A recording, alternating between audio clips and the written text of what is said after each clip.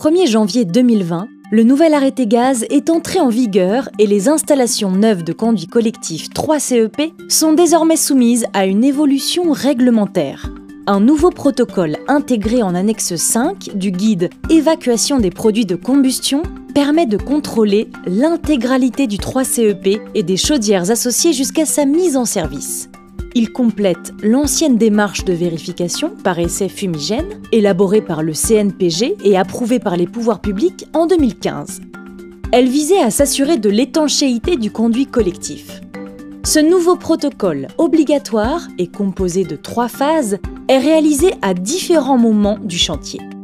À l'issue de chaque phase, des formulaires dûment renseignés attestent du respect de la procédure.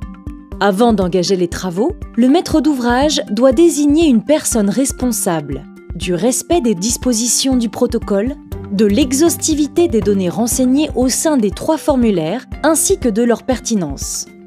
Phase numéro 1. Le protocole débute après montage du conduit collectif et avant raccordement des appareils. Une des nouvelles étapes est de vérifier le dimensionnement et la mise en œuvre du conduit collectif. Le test d'étanchéité par essai fumigène est conservé. À l'issue de ces opérations, un formulaire numéro 1 par colonne 3CEP est renseigné. Phase numéro 2. La seconde phase vise à garantir le montage et le bon raccordement des appareils sur le conduit collectif. Le remplissage du formulaire numéro 2 finalise cette phase du protocole. Pour réaliser la mise en gaz de l'installation et engager la phase 3 du protocole, il est nécessaire de remettre les certificats de conformité modèle 2 délivrés par un organisme de contrôle habilité.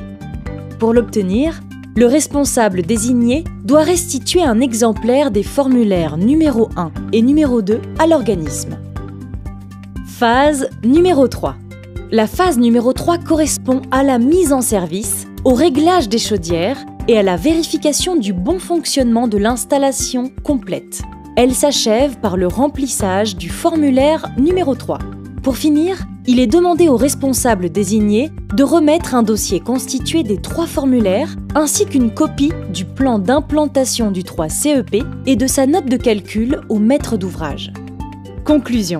Ce protocole renforcé permet d'accroître la sécurité de l'installation dans sa globalité en garantissant le bon montage et le bon fonctionnement des conduits et des appareils.